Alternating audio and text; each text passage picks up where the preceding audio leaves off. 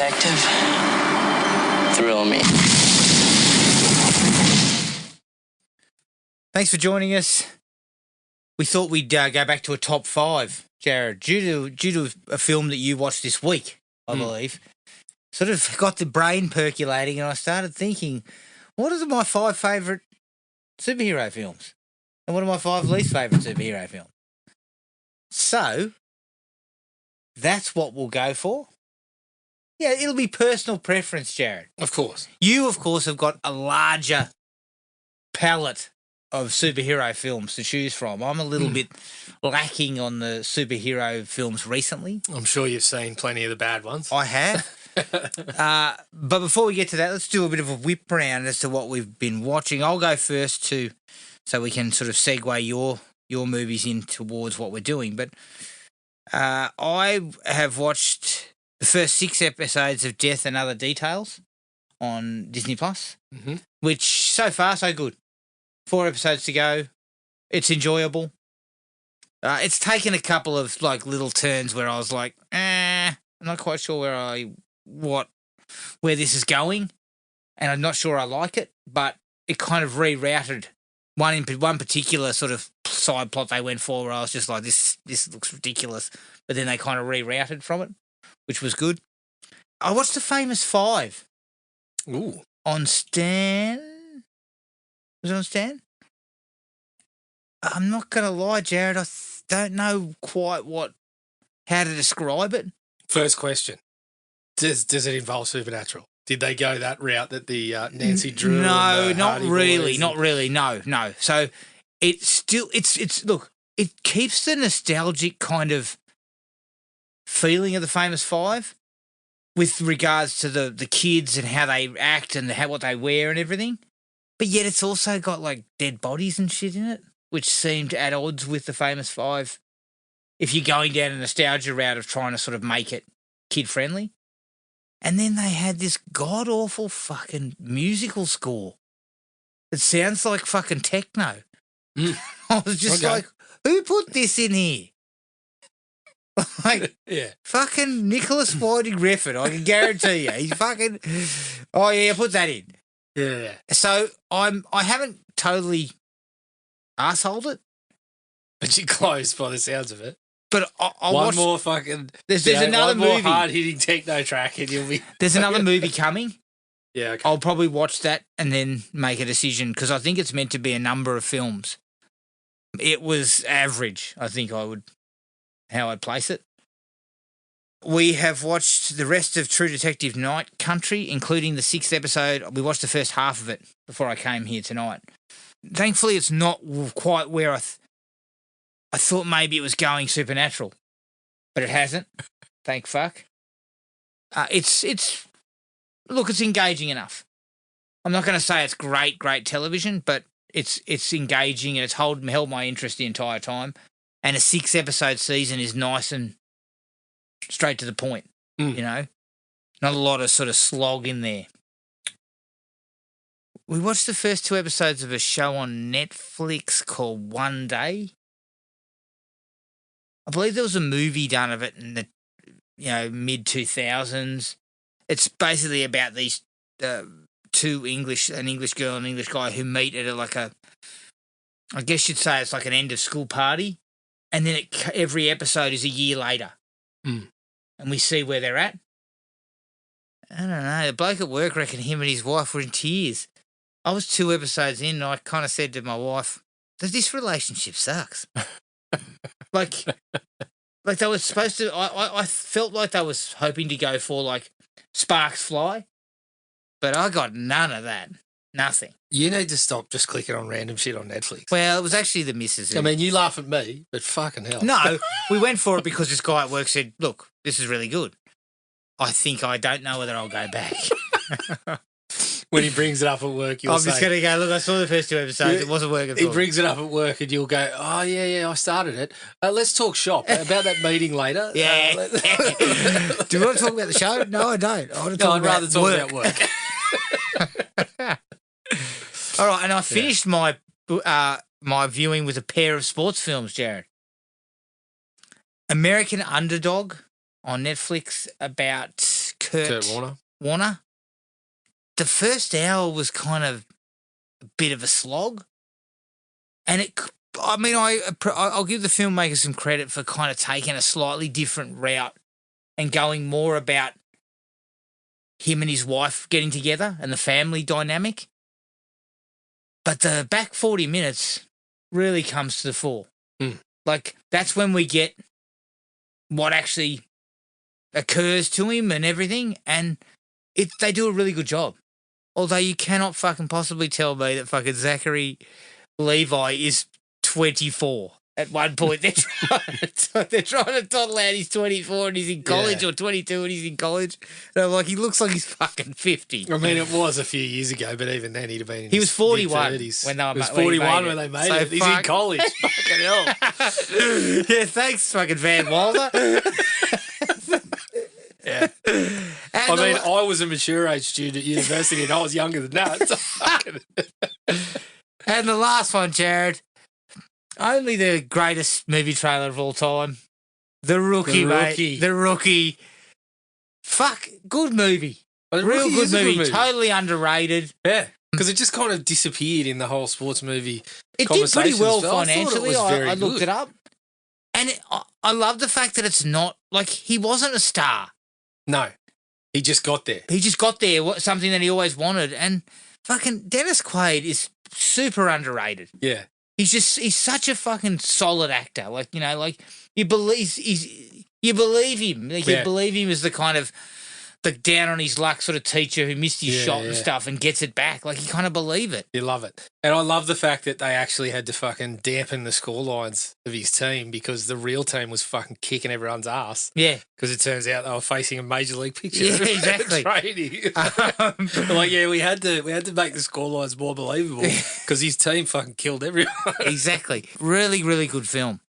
And he's also, the other thing about Quaid is he's very believable as an athlete.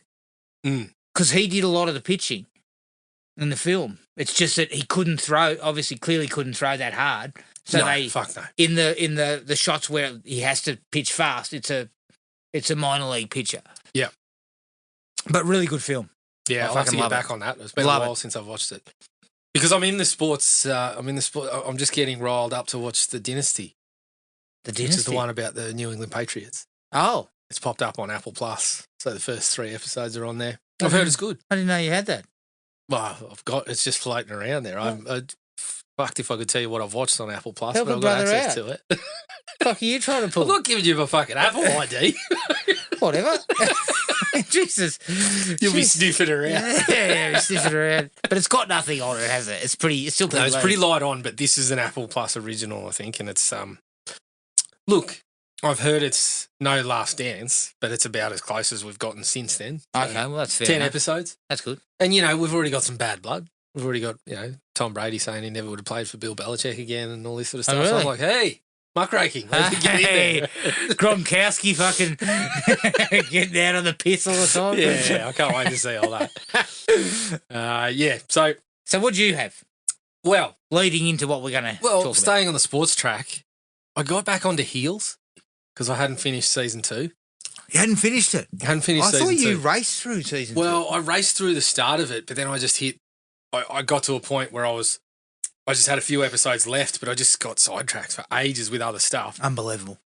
So I've come back into it for for episodes 6 and 7, I think, or 7 and 8. I'm on the home stretch, but I also I was at that point when we got hit with the news that it wasn't coming back. Oh, yeah. So I sort of got a little bit, fuck, I might just save it up a bit. Fuck, I'm sad. After watching the last couple of episodes, I am just sad that a show like that can't get renewed. So it's not getting picked up again? I thought there was some hope in the Well, I think they were shopping it around to other networks, but there's been no news on that. And I think Stephen Amell's just been cast in the bloody Suits spin-off or something. So has he? That probably puts a thing. Spanner in. But yeah, fuck. I mean, me and you have spoken about, because I know you watched the first season, so you're aware of some of the storylines with the Spade brothers' father. Yep. And his history with Wild Bill, who's fucking just about my favourite character in the show. Wild Bill's fucking awesome. Well, they start to really dive into that in the middle of this season. They're still working with the rivalry with Charlie Gully and all that sort of stuff, but they start to work in some backstory with the father and Wild Bill. Fucking hell. This last episode that's just gone by, she would have just your little heart would have just started beating a little quicker. Fired up. It was emotional stuff, and I was just sitting there going, I'm sitting there just thinking, fuck, I've only got 3 episodes left of this, and I'm really sad.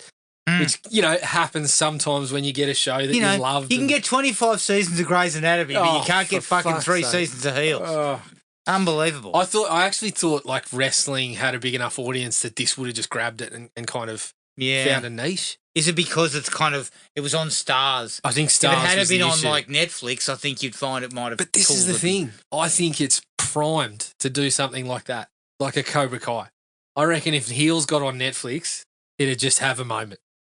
And I think, I'm hoping that happens, and that we, because we're in a stage where a show can come back after a couple of years. I mean, it happened with Warrior as well, which I was enjoying. I haven't got to season 3, but I know it came back. Jared, if you can't find a buyer, just take a tax break. Oh, fuck. Like, let's be honest. Yeah, just talk to Saz. Yeah. A tax break is. We say we'll make the season, then we'll take a tax break on it.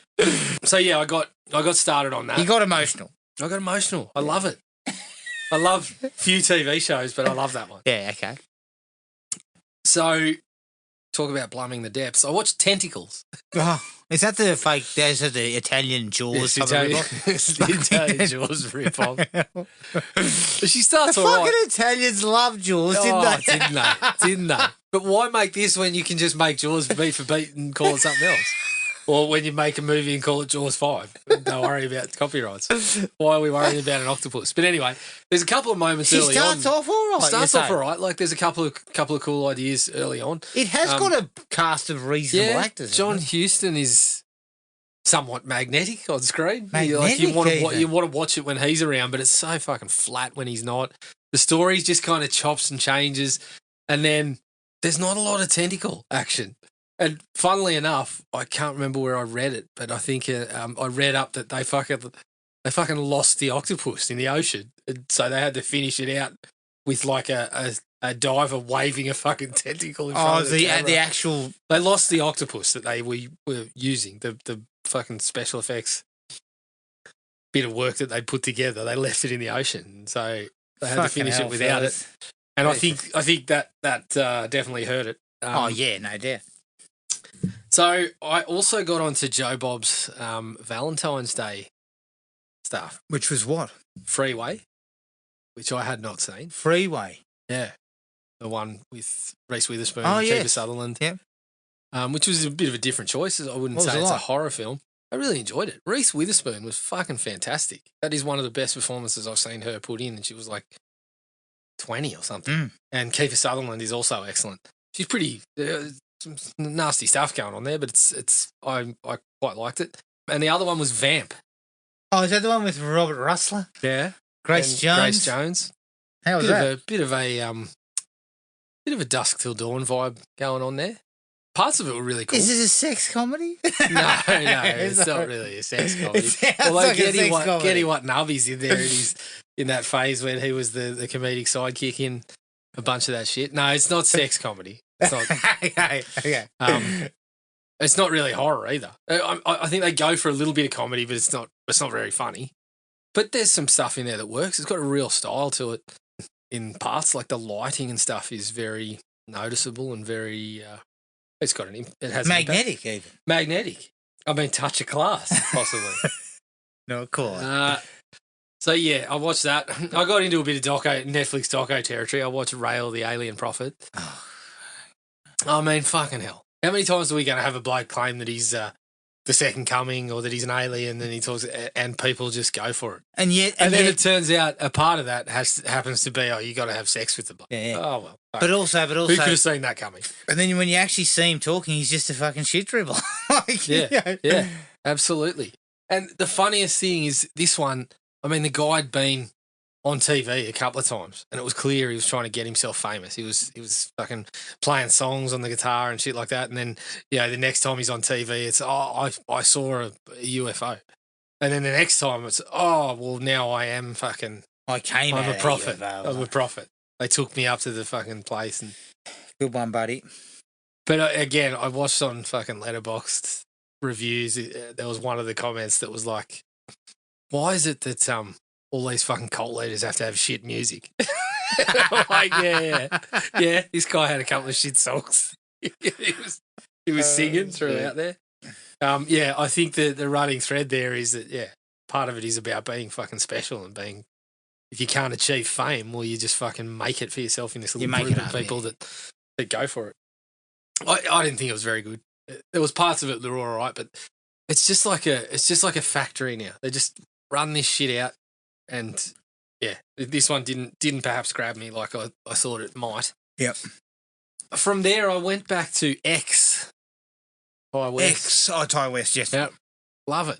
God, I thought you were going to say Fast X. Oh, no. Fucking hell. That was last week. I think I enjoyed it more. It holds up for you? Yeah, it's fucking excellent. Yeah. And you were telling me about Martin Henderson. Jesus. Strutting around his crackers and asking the bloke to grab her. Here, touch my cock. He's feel how hard my cock is. Yeah, good stuff. And then I finally got around to watching Pearl. Okay, I what had was it Pearl lined like? up there. I felt it was equally as good. Huh. Like goes a little bit of a different path, but stylistically it goes very much for like a movies of the time. It's got almost like a Wizard of Oz vibe to the parts of it. I think Mia Goth might be even better in Pearl. There's a couple of scenes where, especially towards the end, where it's essentially just the cameras on her for long periods of time, and she's fucking excellent. And Superman's in it. David Corenswet. The guy new the guy that's been Superman. cast as a new Superman. I can see it. After seeing him here, I'm like, yeah, I can see it. Okay. What's his name? David Corenswet, I think it is. But I reckon in terms of the look, he's going to be all right. Okay, well, that's fine. So early call from me there. That's good. Might be, Man of the 2020s? I'm not going to go Because man if of he's the fucking man of the 2020s. 2020s, mate. I'll tell you what I'm not going to do. I'm not going to call man of the 2020s. I'm not going to go and rush out and buy the action figure like I did with Black Adam. Look, and Superman's had a history of some bad films. Yeah, there's a couple of So there's a hope that, they perhaps can get something right here. Yeah. And then I have two, one of which I won't talk about because it does feature in our discussion later. Okay. But what kicked this off was that, there hasn't been much on at the cinema at the moment. I decided I'd go see Madam Web even after knowing what was coming. I would have seen it anyway. I mean, fuck, I could have seen 10 movies in the week and I would have gone, well, Madam Web, I'll go and check that out. How was Madam Web? Because I saw the fucking reviews were scathing and the box office was piss poor. Yeah, it's not great. Not very good at all. There's parts of it early on where you're looking at it going, gee, the bloody CGI's a bit shonky, and there's lines of dialogue that just hit like a fucking rock to the face, and you just kind of sit there going, oh, God. Performances are... Well, I think in parts the dialogue is so bad that there's scenes with like Dakota Johnson and Adam Scott, who I think both are fine actors. Yeah. Like they can do the job. Where it's just like... It's cringeworthy. It's just, well, it's not even cringeworthy. It's just kind of sitting there. It's just fucking dull. It's like watching a piece of blank paper. There's just not much happening. And I think it's similar to Venom when I spoke about like Michelle Williams and Tom Hardy's chemistry. It just looks awkward, and this one, I think part of it's the dialogue, part of it's forcing this whole Ben Parker business. It just never lands, and the group coming together just happens with no fucking nothing other than a couple of words said between them, and it's just none of it works really well. They don't use the power all that well. The villain is, again, I don't want to kick the bloke because I don't know what he's done before, and from what I've read, he seems to be a guy that's done plenty of acting work, and I don't know whether it was just the situation and the writing or whatever, but the villain is just terrible. Like every time he's on screen, I was kind of like, oh, can we just go? And then we'd get the group of girls, and I'd be like, oh, fuck. Bring him back. It was pretty bad. You know what? At least this one's not fucking 2.5 hours long. True. So you're not being forced to sit through this fucking bullshit for that long. And it doesn't have it. Mercifully, it doesn't have a fucking post-credit scene. Oh, does it? If I had to sit through 10 minutes of credits after that, I would have been fuming. I'd have spent the 10 minutes trying to rip my reclining chair out of the seat so I could fucking throw it at the screen. So that's me. That's you. Okay. So that segues nicely into our evening's episode. We're going to look at our top 5 best and worst superhero films. Now, obviously, this is subjective. And as I said at the top of the show, you've got a hell of a lot more of a breadth of superhero films to come from because I sort of dropped out of it. I do vaguely remember I dropped out roughly around Captain America, Civil War, I think is where I fell out. And sort of picked up a couple of minor ones here and there, but didn't sort of stick with things. So this will be interesting. I think what we might do, Jared, is I might go through my top 5 and then you can tell me how you felt about them too and whether they would, you agree or you feel like no, and then we'll vice versa. Right? Okay. Obviously, as I said, I may not have seen some of this stuff. Mm-hmm. All right, well, let's start with the tops. Let's start with the fucking cream. Cream of the crop. The cream. According to you and I, which means nothing. That is very subjective. Okay. My 5th best, in my opinion. So I'll take it bottom to top. And again, people would say that the sequel is better. But for me personally, I really like Batman Begins. Mm-hmm. I think it's a really, really well done origin story. And I think probably the best of the Batman origin stories where they've kind of given us a sense of what happened to him when he was a kid, but also what Bruce Wayne did to become Batman. Not just, I saw my parents get shot and now I'm fucking roaming around in a suit, So the whole thing about where he went and trained with and all that stuff, I think that works out really well. And then when he becomes Batman, I think some of that stuff's really awesome. Mm. I think I would agree that villain-wise, you take the Dark Knight because of the Joker. The Joker's a much better villain, and Heath Ledger's performance is much better, and that's no knock on Cillian Murphy. No knock on him, but the Scarecrow's not as interesting. No. And it doesn't work as well. He's not the prime villain of the piece in a way. And that you kind of see that shit coming too. That's probably one of the negatives on Batman Begins. You kind of see the Ra's al Ghul situation coming. Yes. But other than that, I kind of really love all that shit with Morgan Freeman and how he gets the tumbler. Yeah. The sequence where he grabs Katie Holmes, puts her in the tumbler, and then fucking car chases with the cops is awesome. Like, as far as action scenes go, it's one of the top. Yeah. So I really love it. I really think it's a fantastic film. Yeah. Personal. How do you feel? Like, how do you feel about Batman Begins? Well, look, I'll play my hand a little. Yeah. Batman's my guy. Yes. The majority of the comics I read are Batman. There's a lot of other stuff. I mean, I've got a reasonable sort of breadth of stuff that I've read for DC. Limited Marvel. I haven't read a whole lot of Marvel. I've read bits and pieces.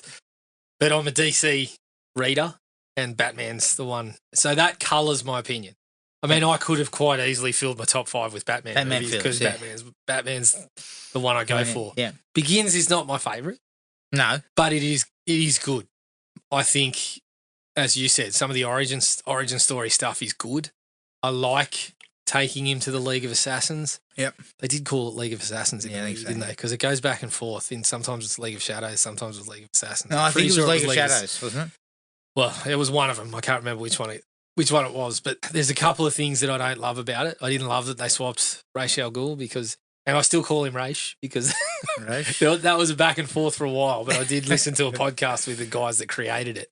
Yeah. And they call him Raish. So I'm going to call him Raish. I'm going to call him Clay. I'm going to call him Clay. Fair enough.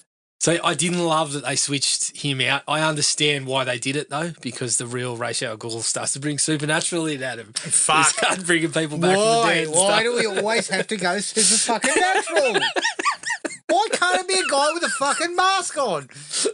Bullshit. Yes, Yeah, you exactly. fucking meddling kids. You know.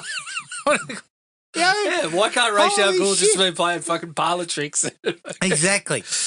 I will say this: if I had to choose two between Maggie Gyllenhaal and Katie Holmes, I'd take Maggie Gyllenhaal.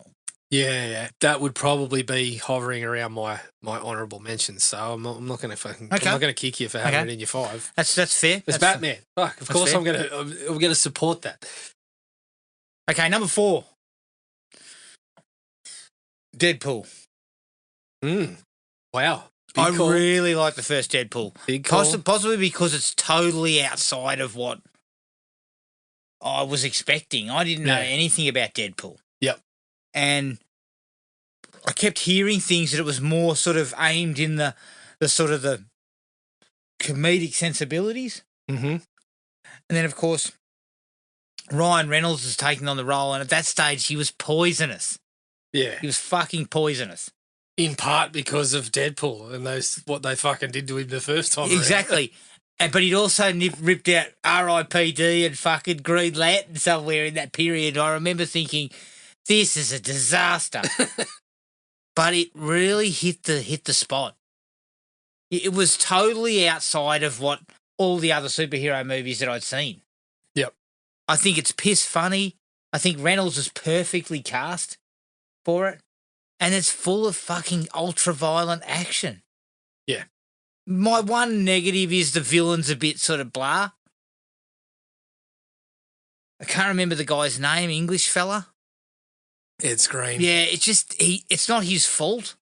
I think he's a perfectly fine actor. Yeah. But I feel like the villain doesn't get much to do, you know. But to me, that doesn't fuck it up. And I love all that stuff with, what's the big metal dude that he's got with Colossus, and what's the girl's name? Oh, Fucking fuck. Something Megasonic name. Warhead or whatever. Yeah. That stuff was great. You know, it's just really cool to have this kind of like, they were like anti-heroes. Yeah. And I really liked it. I really think it's a really good piece. Deadpool 2, not bad, but just kind of, I didn't think it captured it quite as well. Yeah. But I do have high hopes for Deadpool and Wolverine. Jackman and Jackman Reynolds, and we can't Reynolds, go wrong. I think that could be a real winner. Yeah. But that's Okay. number 4. So again, not near my top 5. Not near top 5? That one's not even in my Honourable mentions. honourable mentions. Interesting. I mean, I like Deadpool, and I think the things that you mentioned about it, taking the piss out of the genre, fucking just heavy on the violence, and it's funny. Yeah. It's fucking funny while it is heavy on the violence and stuff like that. But I think you kind of nailed it. I think the story and the villain sort of just keep it from being in the upper echelon for mine. Okay, fair enough. Number 3. A lot of people would probably have this right at the top, but I've got 2 preferred films above it, but Spider-Man No Way Home. Mm-hmm. It's one of the only ones I've seen in the last 3 or 4 years, and it fucking blew me away. Like it really pulled it all together. All the Spider-Man fucking mythology in one movie, including all 3 Spider-Man actors. I thought some of that stuff was fucking super clever. Yeah. And they did a superb job. And putting them all together, that one also had all the villains, didn't it? Doc Ock and fucking the villains together. Green Goblin and all that stuff. It even gave something for fucking poor old Aunt May to do, finally. Fuck. Which, you know, I mean, fuck, you have been criminally underusing Marissa Tomei for fucking 2 movies. You finally find something to do, and she nails it. All round, really, really clever, really smart storytelling. Yep. And some fucking thought process into how to get it together. Yeah. And then action scenes that hit, you know, that they make fucking sense and actually look real good. Yep. Really enjoyed it. Yep. I was very surprised by how much I enjoyed it. Yeah. So that was in my honourable Mentions as well. Doesn't You've got make- a fucking very. You're going to have some interesting ones. In Doesn't here, make my top 5. No. But I loved it. It's one of the ones that did the multiverse stuff right. I mean, talk about fucking pulling on the heartstrings, actually giving Andrew Garfield his moment as Spider-Man. Mm. Because I'll talk a little bit more about it later, and so seeing that, fucking awesome, getting the villains together, pulling some of that multiverse stuff together, it did it quite nicely. I mean, they even sort of kind of wrote a couple of wrongs. Yeah. A little bit Jamie Foxx. They toned down the Jamie Foxx situation just nicely. Fucking hell. Bringing back even going so far as bringing back Willem Dafoe. Yep. I mean, I thought that stuff was fucking awesome. And he hasn't been the villain since, the early 2000s, so it was really cool how they brought it all back. Yep, loved it. Really good film. Definitely close to my top Number 5. 2. Number 2. Iron Man. Ooh. I fucking, I knew nothing about Iron Man. Yep. I remember reading a couple of pages on it in Empire magazine, Jared, back when we were reading magazines, specifically. But, and I looked at the cast and I was kind of like, man, they look like they've got some fucking, they've pulled in some heavy hitters here. It seems like there's a bit of money here. But I didn't know about Iron Man. Like, I knew Batman, Superman, Yeah. And fuck, it's really, really, it's kind of grounded somewhat. Even though it's built around a guy who flies with a fucking flying suit. Yeah. But all that stuff about him being captured and then breaking out using, creating a suit and getting out. Yep. Is really well handled. A lot of people sort of seem to have a problem with Jeff Bridges. But fucking no issues whatsoever. Yeah. The bloke's fucking supposed to be over the top. Yeah. He's supposed to be a loose unit. He was fine. And Downey Jr., after fucking breaking into people's houses and sleeping on their couches and shit, drugged to the eyeballs, it was the comeback of comebacks. Fucking hell, you can break into my couch and sleep on it any time, Robert. Yes. I'm sure you'd be a lovely bloke come morning when I say, what the fuck are you doing on my couch? yeah. What are you doing here? Can you sign this before you fuck off? Yeah. I would suggest, to me, this is the reason why Marvel has prospered.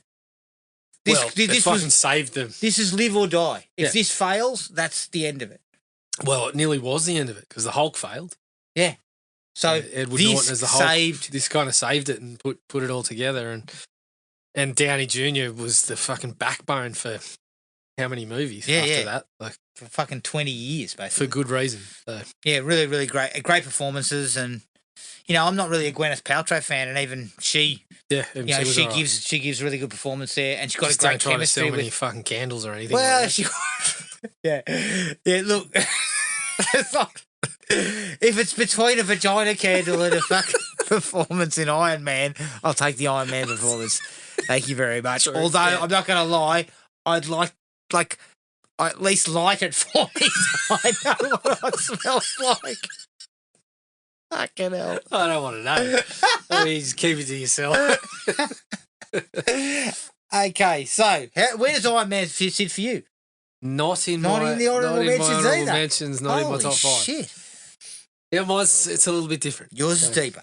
No, it's not necessarily deeper. It possibly is a little deeper, but again, I got money in the pot in a couple of these. Okay. Because, I have an attachment to some of them prior. Okay. Yes.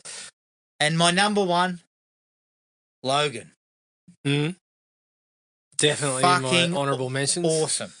Yep. I loved what they did with it.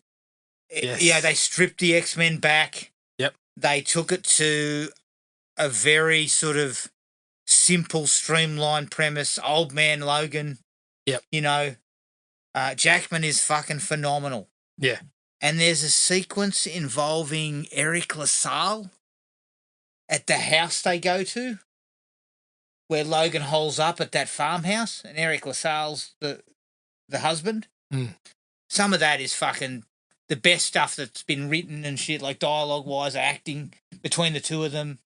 Was that fucking awesome? Did he have Soul Glow in his hair? He did not have Soul Glow. I wish he had it. And he didn't throw a fucking cup of shit at fucking Eddie Murphy. Here, hold on to this. But it was just really, really well done, and just the whole sort of emotional core between him and the little girl. Yeah. Well, it's fucking like it's Last of Us and it's Yeah. God of War and Yeah. and it's fucking yeah. It kind of had a good stuff. Western vibe too. Yep. You know, the desert sort of fucking settings, and I also love the fact that we still had Professor X in there too. Boyd But now he's a Holbrook. fucking lunatic. Yeah. You It know? was Boyd Holbrook in that one too. Boyd wasn't it? Holbrook, Doing yeah, some he's good, work solid. before he just decided to embark on his odyssey of appearing in every bad fucking sequel he can, Get his hands he on. can seek out. Yeah, Holbrook's good, solid, like really good cast, but just a great movie. And I love it because it is the stripped back version. And if I was being, you know what, I would say this totally. It's not a superhero movie, so I can't include it. But if I really wanted to say what my favourite was, it would be Unbreakable. I would have included it. Because it's unfortunately It's a stealth superhero movie. It's a stealth superhero, but Unbreakable is to me the top of the bar yeah. because it's so well done. I would have included it. I've always kind of said to you my biggest problem with it was that it was so fucking telegraphed from the get-go. Mm. But the same for something like Iron Man. Yeah. And it doesn't really dull my enjoyment that much. But I think that's why I love Logan so much, because it's a superhero movie kind of in that Unbreakable mold of the stripped back guy who doesn't want to be that, but is sort of forced into having to do it Yeah. in a protective vibe. And I mean, fuck, Jackman is at his best. Yep. Here. Yep. I Yeah. really, really dig it. It was very close. I had it in my 5 at points. I shuffled. Okay, I'll So go it's with my definitely honourable mentions. honourable mentions. Superman 78. Mm-hmm. I That is think also in my honourable mentions. for a movie made in 1978, they capture the fucking comic book vibe really well. Christopher Reeve is really good. Gene Hackman, it's a really good cast, and Richard Donner knows what he's doing. Yep. And it all comes together really well. Even some of the effects are kind of still pretty impressive for so they long still ago. work out for the most part. Okay. Two more honourable mentions? Other than fucking Superman turning the world back by That's spinning it around. That's Everything fucking else bullshit. works out. And I pretty also wasn't particularly big on him running next to the train. well. I kind of like that. Okay, 2 more honourable mentions. Kick-Ass, yeah. which I just, again, that mixture, there's a little bit of dark humour in that one. Yeah. A little bit of parodying of fucking the Yep. ultra-violent 90s kind of shit. And I really enjoyed that. And Nicolas Cage is the kind of the fucking father who's teaching his daughter how to shoot people and stuff. And then the last one for me, I guess not superhero classic, you know, not sort of, but Dredd. Yep. I really like Dredd. Interesting. Carl Urban. Keith, I was going to say Keith Urban. Keith Fuck, Urban was a fucking fantastic Urban friend. as Dredd. Holy shit. Yeah. Carl Urban is fucking, as far as I'm concerned, you know, you can't make, if they're going to Yeah. make another one, he's still the man. Your Dredd comes out on his motorbike tapping his feet going, Yeah, go. I'll be the fire. Fucking shut up, Dredd. Jesus he Christ. comes out in a leather vest, playing a guitar with a fucking mullet. Oh, yeah. Pitbull's on the back of his bike. Going, listen, Speaking well, of mullets, Jared, this is a slight side note, but I fucking fell across a film clip for Richard Marx. Oh, yeah. Satisfied? Marxy. What a fucking moulet! There's a shot of him, and he's encased in the entire TV screen, and the fucking mullet is all the way. Because he had had the Mel sort of Lethal Weapon vibe going at the front. Didn't he? Yeah, Like it was he's very. it kind of goes like this. It's fucking, I'd say it's a mixture between a mullet and an afro. Okay. He looks I better check it fucking awesome. Good old Marxy. Marxy could have made a play for greatest mullet, 80s mullet. Even though he's not in film, that film clip would have just covered it. Yeah, right. All right, that was my 5. Okay. So I'm going to put it out there. I mean, I already said I'm a bit of a DC fan. Okay. In the films, though, I'll freely admit that Marvel has, I mean, in the last fucking decade, it's about a 5-to-1 ratio of what I would call good movies in Marvel's favour. Yeah.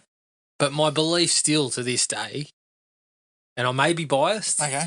but I feel like the upper echelon of superhero movies still belongs to DC. Okay. So I had to do some shuffling. I didn't want to be too DC I didn't want to heavy. be too kind to Batman or whatever, so I've ended up with a mix. Okay, number But 5. I had to kind of to mix it up a little bit there. So number 5, I actually went with the Winter Soldier.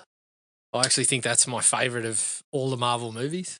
Winter Soldier. The Winter Soldier. I fucking love the Winter Soldier. I think it's. I mean, they call it the sort of spy thrillery sort of one, but I just think it really nails the angle of, bringing somebody back back into the piece. The way that it ties in Iron Man, I just think it's fucking awesome. The action in it is just some of that stuff that makes you kind of hold your breath. You're on the edge of your seat for a few sequences, and I personally think that's my favorite of the Marvel movies. So I've snuck that in at number 5. Now because I feel like I had to put Marvel in there somewhere because of the body of work. Is that the second movie? Yes, that's the Okay, I second. did see that one. Yeah. Is that the one where he biffs those guys in the fucking elevator? Yes, I believe that's the Winter Soldier. I did actually enjoy the Winter Soldier. Yeah, I think the Winter Soldier is really good. I actually, the last time I did a watch through, it fucking stood right up as the best one for me. Okay. I really enjoyed it. So Good choice. Winter Soldier was my first one. Yeah. So number 4. Number 4, I have Spider-Man 2. Spider-Man 2, the original The Spider-Man original 2. Spider-Man 2. Now I'll get the stuff I don't like out of the way first. I was never really sold on Tobey Maguire as Spider-Man. I mean, he always looked. You talk about old college, old high schoolers and things like that. Plus, it comes down to, in recent years, the whole thing about how you kind of find out a few more stories, and some of the stuff about Tobey Maguire just suggests that he's not a very likable cat. So No. sort of watching it, it's hard to buy him as that Peter Parker. But I even back then, I was never really sold on this being the Peter Parker. Same with Kirsten Dunst. Was never what I envisioned as Mary J. And I know it's MJ, sorry. I know it's kind of, I don't want to rag on people when they cast things differently to me, because everyone's got their own sort of visions, and I'm happy to see what they got. But now that we've had a few takes, for me, Maguire's kind of down the bottom. Yep. So getting that out of the way, I don't think in the live action Spider-Man stuff, I still don't think they've done better than this one. Okay. I think the relationship between Peter and Doc Ock is awesome. I think the effects for Doc Ock still hold up, and they do some of that work, like, that scene that looks like Evil Dead stuff. Yeah. From Sam Raimi. That stuff's really cool. And I think the really the relationships of the movie and Albert Molina being Alfred Molina being the villain that you can kind of get on board with. That was one of the early. He's a fantastic piece of casting. Yeah, it was one of the Really early ones in that, because obviously it was still pretty early in the superhero genre, really kind of going full steam ahead. So yeah, I think that's the peak of Spider-Man live action stuff for me. So Okay. That's going to slip in at number 4. Yeah, I certainly enjoy Spider-Man 2. I still think No Way Home is the peak, Mhm. but 2 is the next best one, and is by far the best of the 3 Sam Raimi ones. Yep. And definitely better than Amazing Spider-Man 1 and 2, which, fuck. Yep. I mean, that's one of them's in my dishonourable mention. Yeah. But I think 2 is excellent, especially considering it was a precursor to a lot of the stuff we have now. Yeah. It was one of the early ones pressing the boundaries and making things where we ended up getting to. Yeah. And so Sam Raimi and that have a lot to, we owe them quite a bit. Yeah. Because that series kind of created us a little bit of what we ended up It did, with now. and it sort of created the appetite. Yeah. And sort of, yeah. People were jumping out of their skin for fucking Spider-Man. Yep. So that was my number 4. Number 3, Left Field. I don't even think you probably haven't seen it. I'm making the early call. So this was one of the Batmans. I had to sort through a few of them. Batman: Mask of the Phantasm. Mask of the Phantasm. Is So- that an animated one? That is an animated one. So there's a lot of DC animated ones that are actually really good. This one ties directly into the Batman animated series, and it went to cinemas. Went to cinemas. It did go to cinemas. Intimate. So this was the one I watched during the week, actually. I got the 4K Yep. and watched it again. It's fucking awesome. It really is awesome. There's never been a Batman movie in the live action realm that has got the Bruce Wayne, what he has to give up to be Batman and what he loses to be Batman. There is some things about it that don't quite work. Again, it's another one that probably suffers from things being a little bit obvious. Yeah. But the design of the Phantasm, fucking love it. Stacey Keach providing the voice of the Phantasm, love it. Stacey Keach. He provides the kind of the cloaked sort of voice that comes out. And the Phantasm is played a little bit like just a touch of slasher stuff, which I really like too. But, I mean, there's a fucking sequence in there of Bruce Wayne on his knees in the rain at his parents' grave.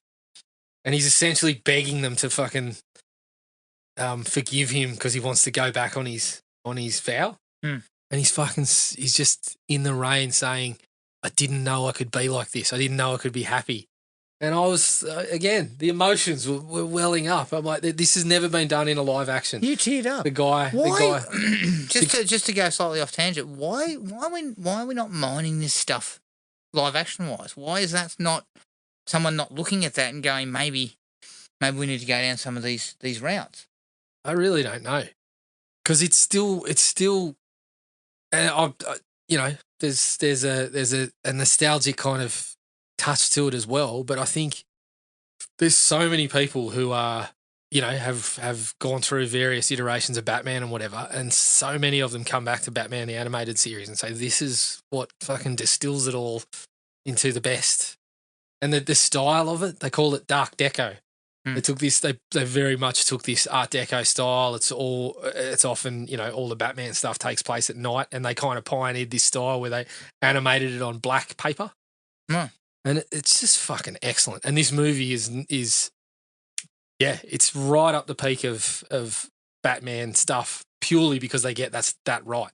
They kind of bounce back between where he is now and when he was first starting to be Batman. And scenes like that where you get a real sense of, like him sort of begging to saying, I didn't know I could be happy. I didn't know that this could happen. And maybe I don't need this Batman stuff anymore. There's just not many that have fucking looked at that.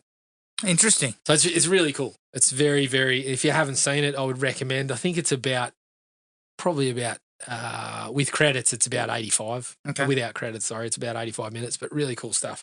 Okay. So that was a bit of a left field choice, but I'm comfortable. I do love it. Yeah. Number 2, back-to-back animated. And the second animated film. Spider-Man Into the Spider-Verse. Oh, yes. I have yet to see that, but I've heard nothing but great things. Outstanding.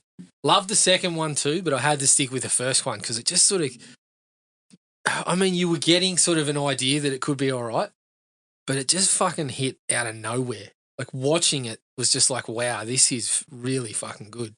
And again, uses this sort of animation style where I don't know how to describe it, but it's sort of like, I don't know whether it's the frame rate, but I think they cut frames out. So it's got this kind of jerky look to it to emulate comics.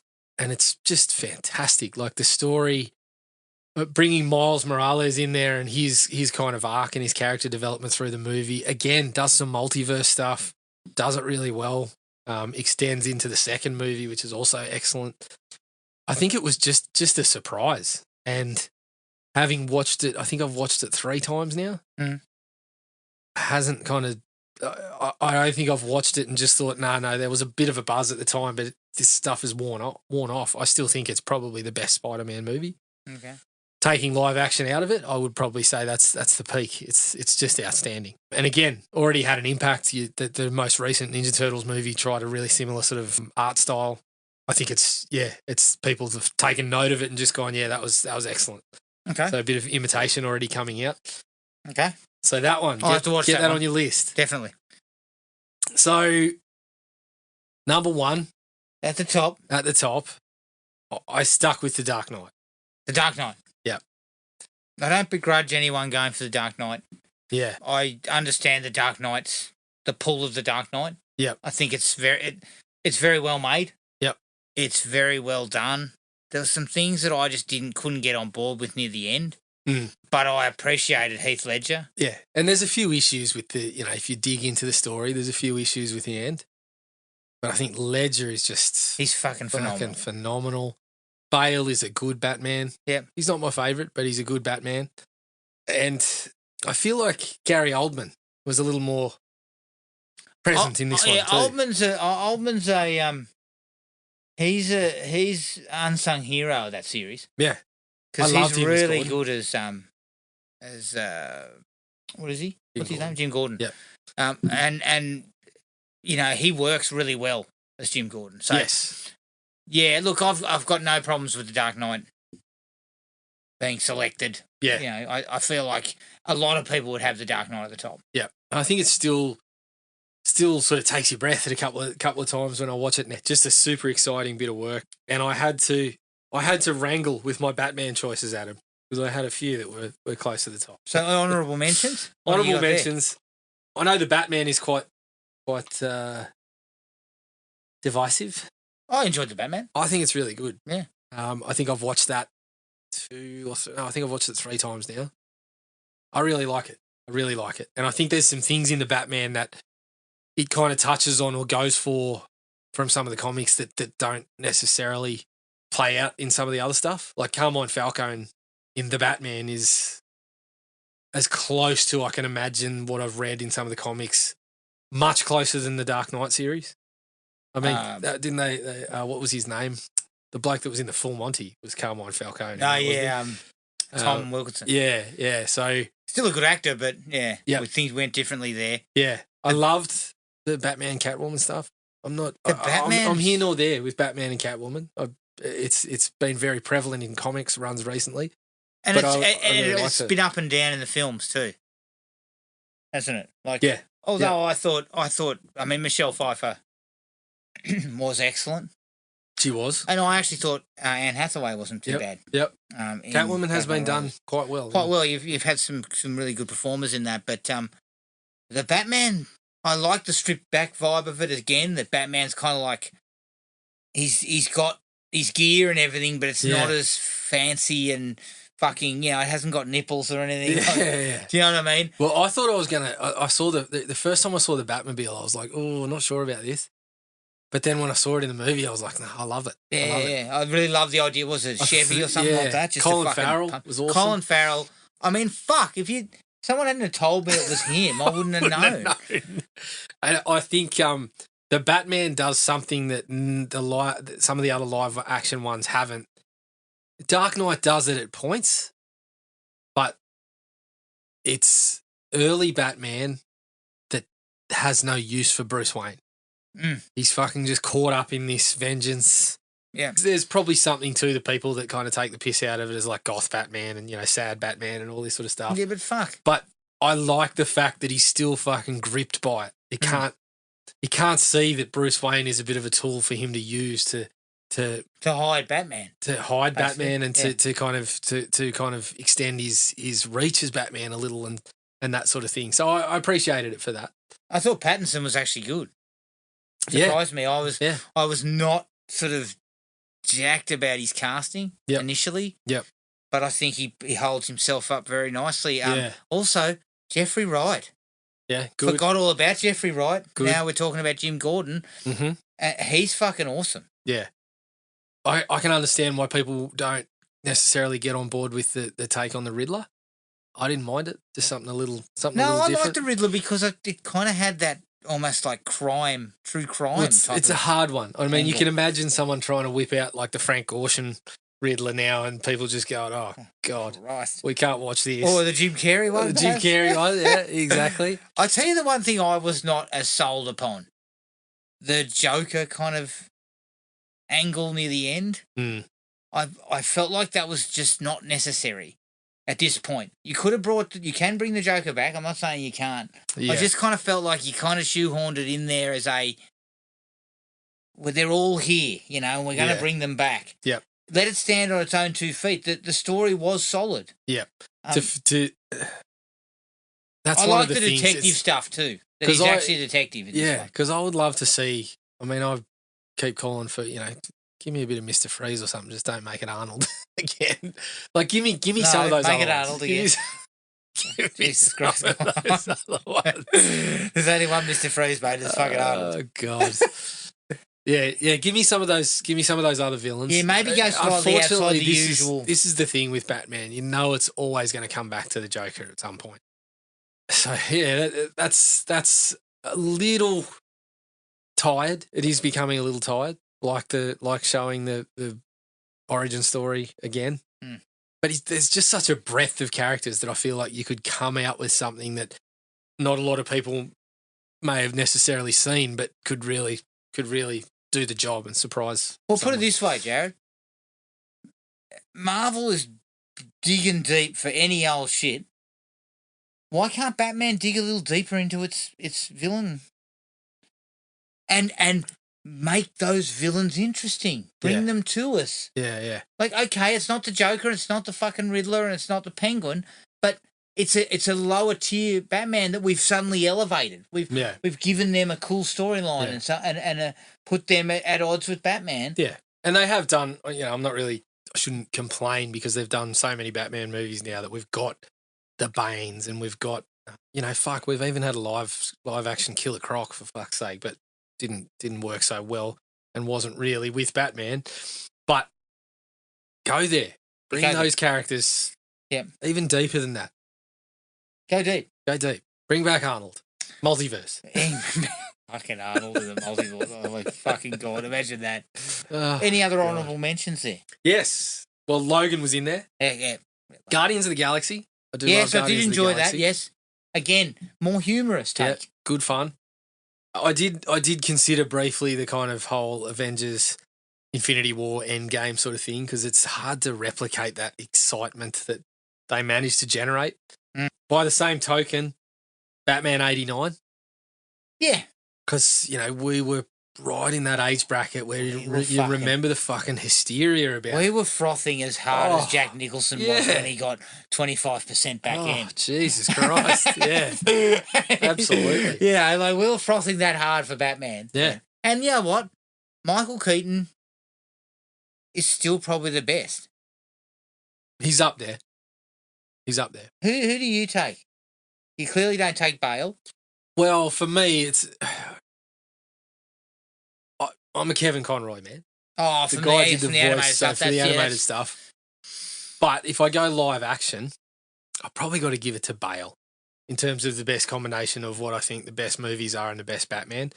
I'm a Ben Affleck fan. Yeah, I thought Affleck was solid. He got some shit work. He got some bad films, but his performances were good. I thought his performances were all right. He could have worked in some good stuff. He actually fit the bill just nicely. His suit, I still love the suit from the Justice League. And his age and his kind of world weariness and all that shit. I think that worked out nicely. But Keaton certainly holds a place as like the guy that kind of gave me the Batman bug, I guess, in a way. I still go for Bale. Yeah. I just think that his performance, like a lot of people talk about the fucking voice and everything. I've never had an issue with it. Like, no, it's just a fucking low rasping fucking. Yeah. So who cares? Like what? And this is where Kevin Conroy is just. He's kind of legendary in this. Is that he nailed that? Yes. His voice didn't sound like gruff and carry on like. Yeah, like he was trying. He just had a deep fucking gravitas. But then when he's Bruce Wayne, he's kind of like, oh, hey, and kind of just like, nice he just absolutely nailed it. I think I told you the story about when he said, excuse me, to me at a convention, and in my head, because I couldn't see him at the time, he was standing behind me, and I just hear, excuse me. Like, that fucking dude. I just hear Batman say, excuse me, and I turn around, Kevin Conroy's behind me. It was. So I'll have that moment forever. No, fair enough. Honourable mentions anymore? Honourable mentions, I've got a couple more. The Crow.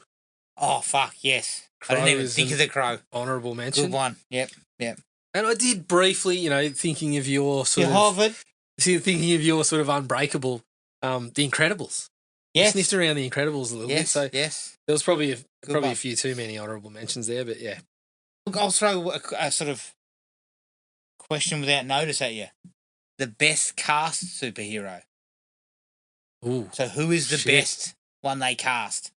The best cast superhero. Yes.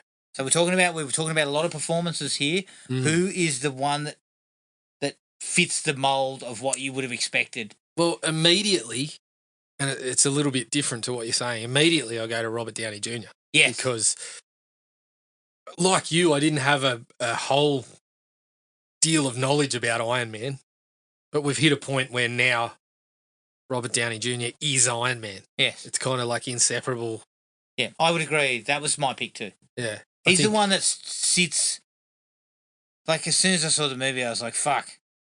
You know, you couldn't have got the casting better than that. I mean, Reynolds and Deadpool is in the mix. Yeah. Jackman as Wolverine's probably in the mix, yeah. which was another kind of happy accident. Yeah. Poor old fucking Dougray Scott. Scott. is still, Mission Impossible 2, he's still fucking seething at TC. Every time he sees Jackman coming back as Wolverine, he's in his fucking, you know, in his little trailer on whatever job he's doing, going, Do you think Jackman? TC leaves little voicemails for him going, mate, we're going to have to push back Mission Impossible 2 for a couple more weeks. Yeah. Sorry, mate. Sorry. I think, you know, TC occasionally calls up Dougray now. Dougray, it's TC. Fuck off. I'm still not talking to you. Giggle. I'm still not talking to you. Oh, man. Okay, so that's a good one. Let's move on to the bottom. The bottom 5. Here's where the real meat is. This is where I enjoy myself a lot. Yeah. Number 5. I bet you do. Number 5, Jared. Spawn. Yep. I took my buddies to this in the cinema. Movie of the 2000s. I believe I may have trumpeted such bullshit. And fuck, I'm not joking. Fuck, 10 that minutes sounds in. unlike you. 10 minutes in, one of my mates fucking tapped me on the shoulder and said, "You fucking owe me." Yeah. They probably still talk about it. What a shit of a movie this is. Yeah. I get where they were trying to go, that kind of dark. And I believe the comic books are quite dark. Mm-hmm. But they fucking fluffed it. And the special effects and shit were fucking awful. Yeah. I mean, John Michael J. Leguizamo- White's never fucking recovered. I mean, no. Well, that's right. He's been slaving away in the salt mines of C movie stardom ever since. Yeah. But it just, none of it worked. Like, it was just really, really poorly conceived. Mm. And again, I didn't have a lot of history on Spawn. Yeah. But you only had to look no further than The Crow than how to make that fucking dark, kind of rainy stuff and make it work. Mm. I mean, obviously not as much cocaine on the set. Unfortunate. Spawn, unfortunately. Very unfortunate. Yeah, but do you know what I mean? Like, something about The Crow they got right, whereas Spawn took a similar approach and got it awfully wrong. Yeah. Yep. Real dud. Real dud for me. Mm-hmm. Have not watched it since. Yep, fair enough. I actually hovered on it. I think I saw it on Tubi and I thought, gee, I better just check back in with Spawn. No. I didn't. I didn't get through. I didn't get Okay, into it. number 4, Daredevil. Okay. I haven't seen the director's cut, Yeah, and that's I the believe caveat. that kind of flattens out and fills a few gaps. I've heard from multiple sources, both written, internet, not magazine anymore. More Coolio, I believe. Look, yeah, I've heard from people that I know as well that have checked it out and said no, it actually does fix a few things. So. Yeah, but the Yeah. original cut is a fucking dog's breakfast. Okay. Affleck is not suited to this at all, and the action sequences are fucking pants. And on top of that, they keep using that ridiculous fucking his vision. Yeah. And I was just like, you guys have to stop. We know what his vision looks like. Now go away from it. Yeah. Especially once you've seen the Netflix Daredevil, especially season 1. And the Netflix Daredevil was much better. Yeah. And it was awesome. It was quite well done. This had big budget, big Big there was names. big names, and it shit itself. I don't like this film at all. It did. I considered it. I would didn't watch. end up- I didn't would end watch up in the the if I was ever going to watch it again, I'll watch the director's cut. Yeah. So we're misaligned again. Miss I haven't Line. got either of these. Miss Line. That's all right. Well, I'm you sure surely you- got this one. Superman 4, Quest for Peace.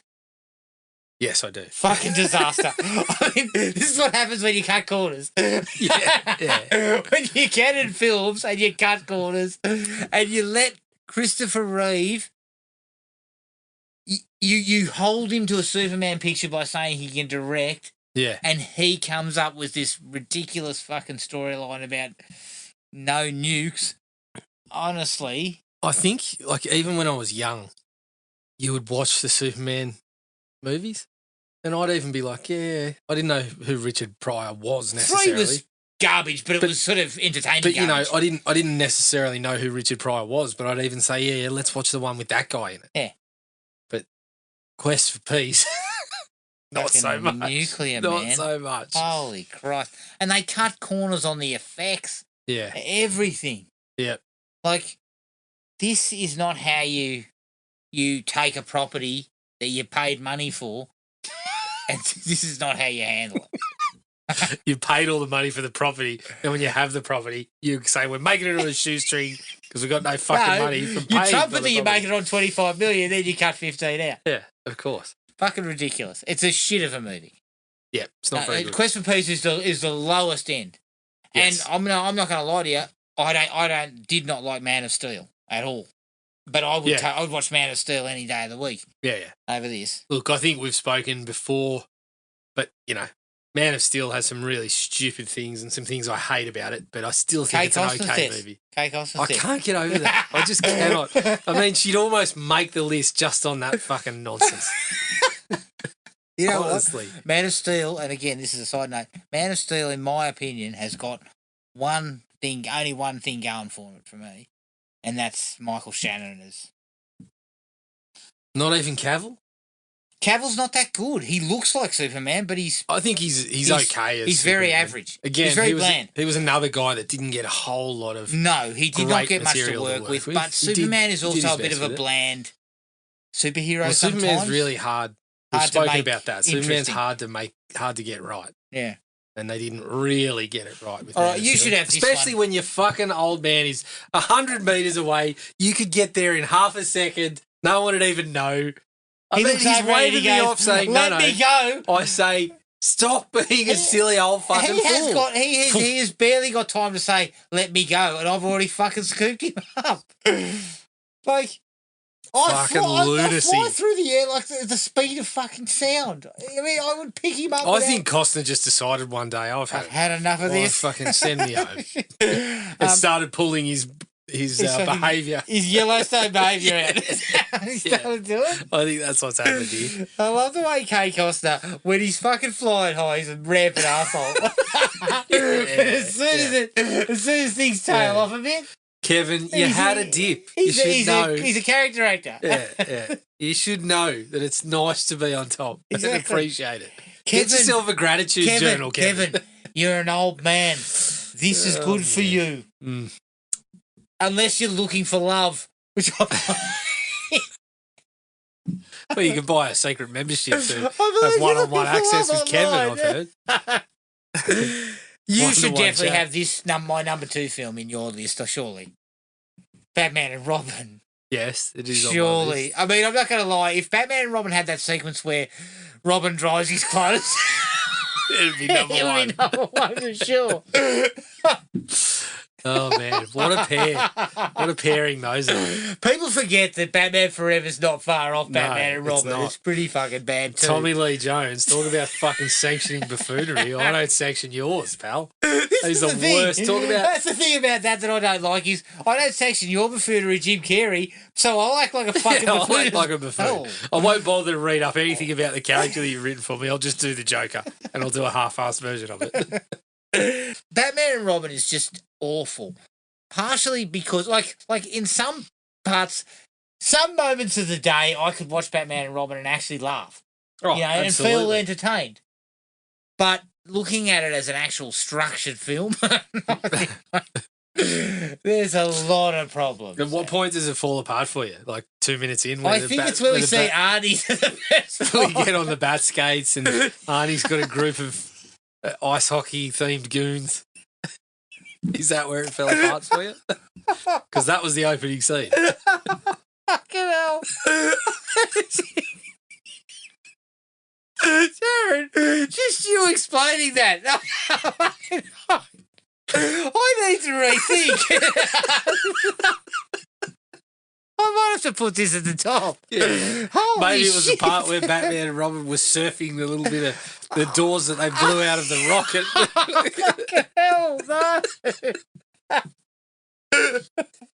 I've got to say, sitting there I'll watching tell you that. where in it went the- wrong for me when Rafe Moller and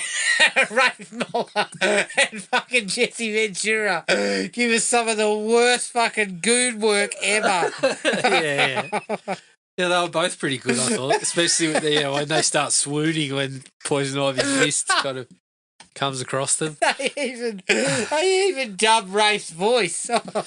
Oh, shit. Yeah. Oh, I what a movie. I've got to say though, sitting there and watching that in the cinema, finally, kind of after all these years, getting another chance I mean, to watch I it in had the a cinema was great fucking time. great. It Great was so time. funny. I'm not going to lie, though. Clooney's the worst Batman. Yeah, he's And not because he's a bad actor, it's just because he doesn't suit the... That's not him. no. You know what I mean?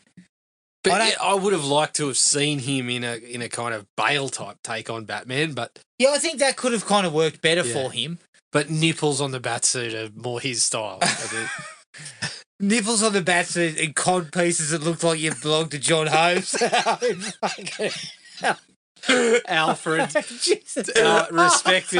respected Broadway actor, I believe, delivering some of the worst acting I've ever seen in my And then life. he doesn't die, does he? Oh, yes, he does. No, doesn't no, he? he doesn't. Oh, no, that's right. He goes, and then Yeah. looks at fucking Clooney for a minute, and then just goes like this. Remember hell. when, for the opening parts of the movie where he's all chirpy and that as soon as anyone leaves the room, he kind of goes, "Ugh." Brilliant stuff. He doesn't cop enough heat for that. I'm giving it to him. No, he doesn't. I'll give you your flowers when you do good work, but you gotta take a bit of criticism when you Oh, whip mate, that you're out. getting a fucking petrified turd for that one. Okay, the worst film? X-Men Origin Wolverine is the worst Ow, superhero movie. big call. It sucks. Yeah, it's pretty bad. Even Jackman's fucking looking bored.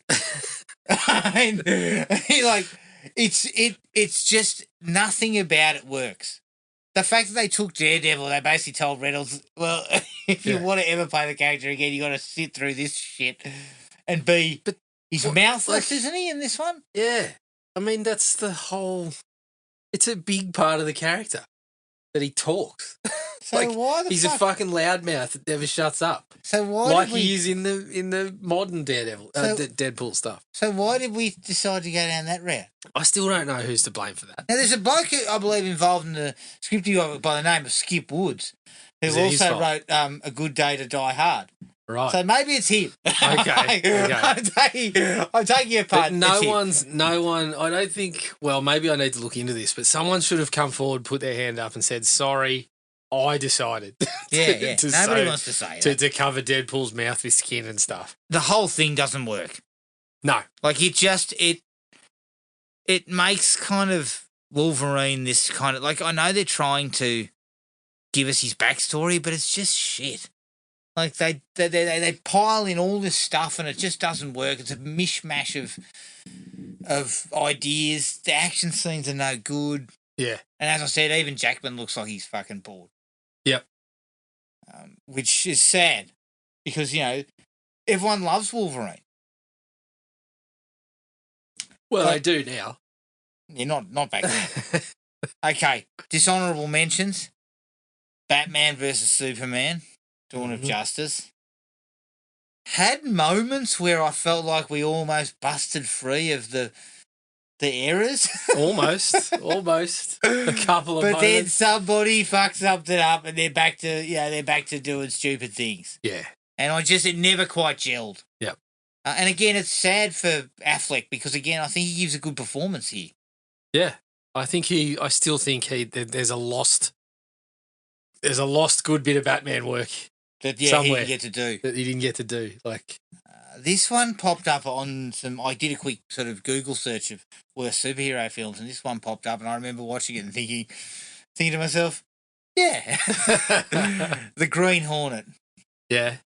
And I think worst piece of casting, that's it. Yep. Seth Rogen. Yep. Absolutely terrible piece of casting. I don't know what he was thinking because Mhm. that was not his wheelhouse. But he he's partly to blame. Yeah, because He he fucking wrote it. wrote the thing. Yeah, that's what I'm saying. I think they bit off more than they could chew. Yep. And it was a mistake, and it's just really flat. I think has it got Cameron Diaz in it?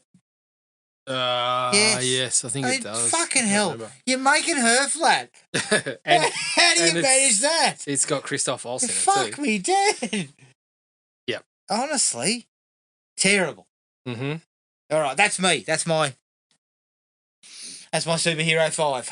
Okay, worse. What do you got, Jared? Well, What's a number 5? interesting segue because the Green Hornets at number 5. Oh, I was filthy. I filthy. was fucking filthy because I just started reading like a reboot of the Green Hornet with a writer that I quite liked, and so I was thinking this could be fucking fun. A pulpy hero from that kind of time frame.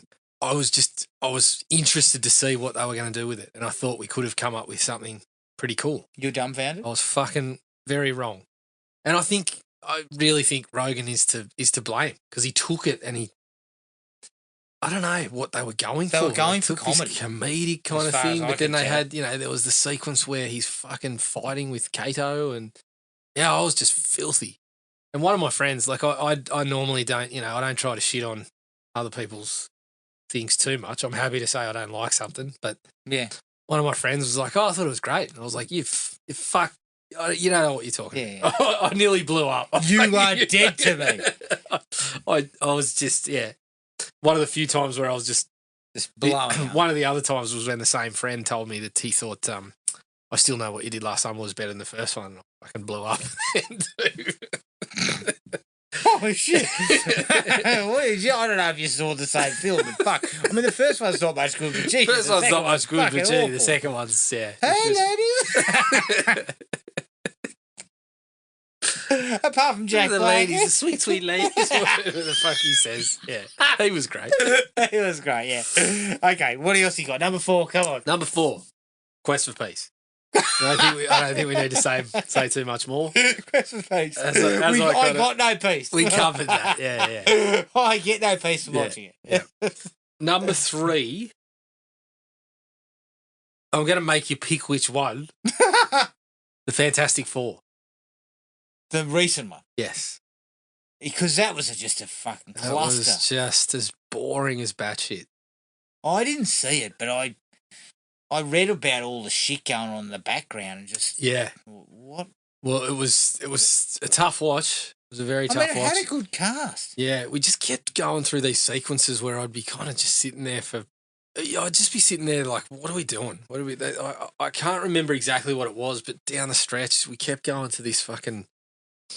Again, I've kind of scrubbed it from my memory, but we kept going to this kind of point where I can't remember whether it was Doctor Doom or whatever he was doing, and you just get this fucking barren kind of landscape sort of shit going on. I still, like I said, I've almost scrubbed it from memory, but I just remember these long stretches of this and thinking, what the fuck is going on? Why am I still sitting here watching this? Yeah.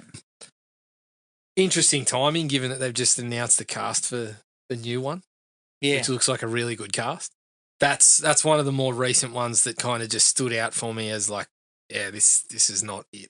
I can't cop this. I mean, I'm not going to lie to you. I'd rather watch that fucking Roger Corman disaster that they didn't even I've watched release.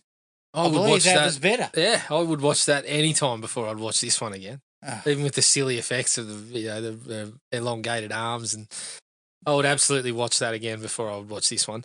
I would actually watch that before I'd watch the other two, like the ones with Jessica Alba. Yeah, the Rise of the Silver Surfer. And Yeah, I haven't watched them in a couple of years, but I the only big good fan thing of about them that either. period was that one was Michael Chiklis.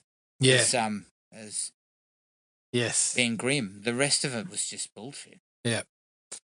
Didn't Was it Chris Evans? Chris Evans was a human. Yeah, Torch? Chris Evans was the Human Torch. Wasn't was it Julian McMahon? Yeah, It's Dr. Doom. Dr. Doom. Yeah, good stuff there. Yeah, good one. He might come up in the perfect casting sort of conversation again. Now that I remember that. Yeah. No, the number 2, Batman and Robin. So I feel like I've been very fair. I had more Marvel related properties in my top 5 than I did DC. And I think I've got more DC related properties in my bottom five. Yes. Batman and Robin. I mean, fuck, Um, enough said on that one. We have. Yep. That movie is just. It's the Well, lowest ebb. You of mentioned, you said to me, why don't they mine Batman the animated series? Which is a question I can't answer. But the part that they did mine, and I've said before, is they took the really cool stuff that Heart of Ice established about Mr. Freeze, and then decided to put him with a fucking bunch of ice skating goons and living in a fucking ice cream shop or whatever. Like, fuck. just take what you had. Yeah, the lowest ebb of the Batman franchise. And Because look, they do take Joel a couple Schumacher, of moments. You can fucking apologise all you want. Yeah. R.I.P. The guy is unfortunately Yes. passed, but you can apologise all you want, but it doesn't make up for it. Yeah. I mean, George Clooney, I want my money back. Yeah. I'm. If I see him, I'm gonna I'm test gonna hit whether him up, it's and true. if he doesn't fucking give me some money. Okay, this is where we say. So you've covered off on a lot of the shit that I went with. Yep. So what's your number one? This is personal stuff, but Green Lantern. I never saw Green Lantern. Yeah, Green but, Lantern was I mean, when bad. you're doing actual CGI costumes. Yeah. Yeah. But it had some stuff going for it. Again, Ryan Reynolds was probably reasonably well cast. Mm. I have to watch it again. I don't want to, but I kind of have to watch it again to refresh. But I feel like he was reasonably well cast if you could tone down the constant quips, which Yeah. I think he did. And Mark Strong is visibly just a really good fit for Sinestro. Mm. So they did a couple of things right. Unfortunately, they did a hell of a lot of things wrong too. I just recall it being just a fucking garbled sort of mess, and the effects, as you mentioned, like the CGI suits and whatnot, did not really pan out the way that we wanted them to. Yeah. I recall some really silly fucking things because obviously, the Green Lantern's power, he can fucking create these constructs with his mind. He can come up with anything. We come up with a fucking Hot Wheels tracks on a sort of scenario at one point. Oh. I just couldn't. I couldn't cop it, and also the whole parallax situation is a difficult kind of thing to translate to the screen. It's like this sort of entity that is sort of infecting, or I don't know what the word to say. I would say is kind of infecting minds and shit like that. It's just a hard thing to get. Fucking hell. You have not sold this to me at all. Well, that's why I've got it down the bottom. Reynolds was in a bad place at that point. Yeah, after this he was. Yeah, it didn't help. And Martin Campbell's a pretty good director. Yeah, he's done some stuff I like. What the fuck was he doing? I love that Zorro movie, mate. Yeah. Made Casino Royale, made GoldenEye. Mm-hmm. Yeah, a guy who knows his way around. Doesn't know, I guess he doesn't, maybe he's not the right fit for this type of sort of, fantastical sort of shit that they had. I think Parallax was the biggest issue for me. Was it? Looking back on it, the way they handled it. And I'm going to watch it again soon. I'm going to watch it again. I look forward to hearing what you got to say. Yeah. Honourable mentions, Jared. Or dishonourable Dishonourable mentions. I had Ang Lee's Hulk. Yeah. I know some things didn't work there. Yeah, I know people say go back and have another look at it, and I probably will at some point, but I just recall it being just sort of not light on the action, but the action was not as big a part of it as I felt it probably should be. They kind of tried to go cerebral. You got to have some of it in there. Yeah. And I also recall scenes of fucking Hulk jumping around, going forever. Yeah. And I was not. It had some good actors in it. Yeah, I was not having it. But it didn't go well. No. Morbius. I never saw that, but yeah, I've heard nothing but bad things. I think I probably watched it, and I probably came on the podcast at the time and said, "Oh yeah." I don't know what I was talking about. It's fucking silly. I mean, I could tell at the time when I was sitting in the cinema that fucking Matt Smith dancing in the subway and stuff was a bit silly. But yeah, it didn't turn out the way you would hope. Yeah. Amazing Spider-Man 2. Oh. And that is almost solely for fucking Jamie Foxx's very badly handled. Just so poorly handled is for characterization of Max. Oh. I think I mentioned to you I wasn't even that big a fan of what he did in No Way Home with it, but it was way better than that. But he was a smaller piece of No Way Home. And they just had him as like an average kind of guy. Like talk about fucking misunderstanding what's required. Like, But again, I think directorially, maybe those Amazing Spider-Man films just weren't very. I mean, they certainly weren't very well directed, in my opinion.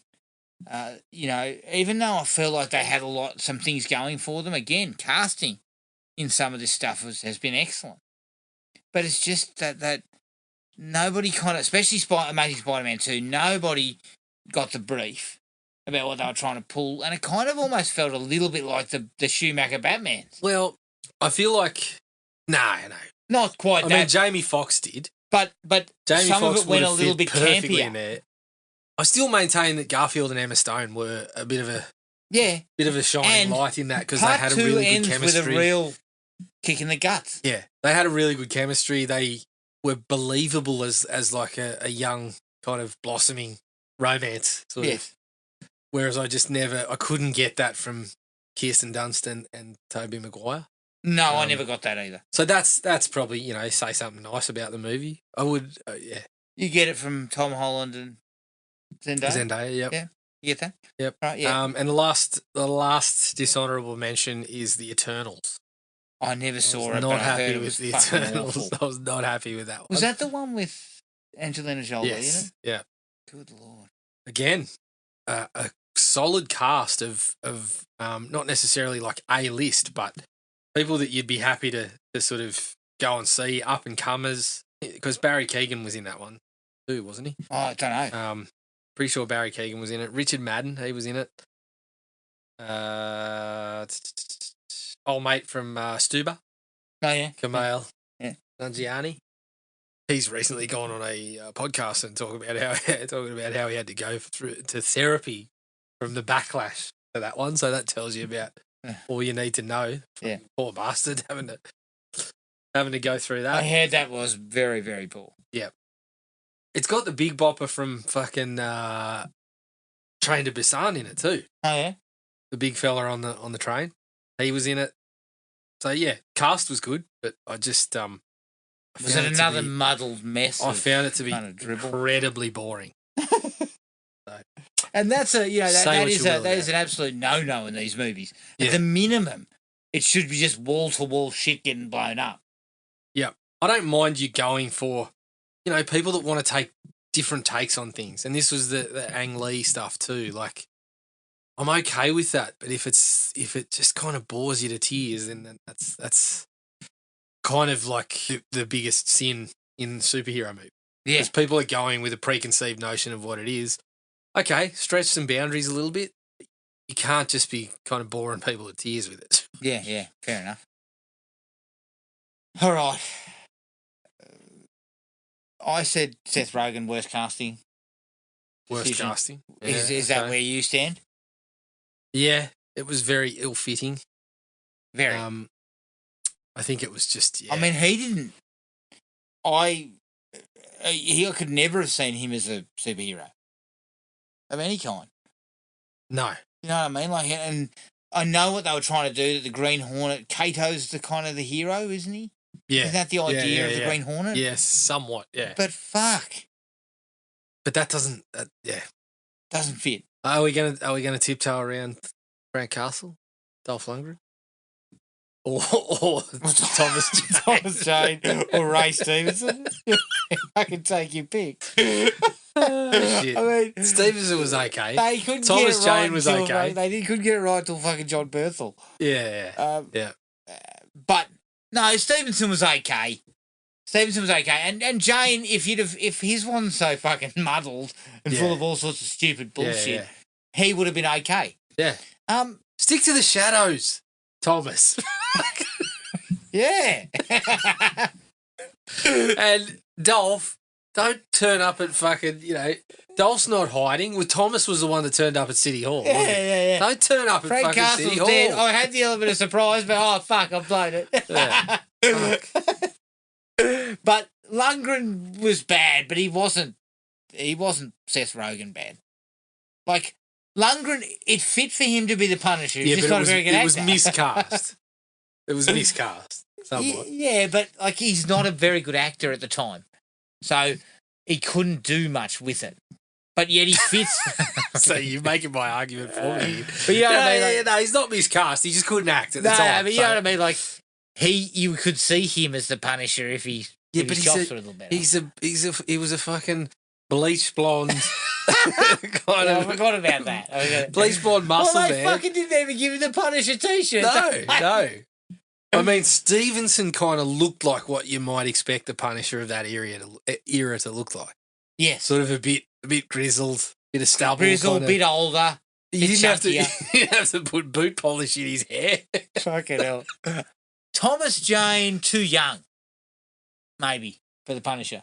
I just thought the handling of the character in that one was a bit.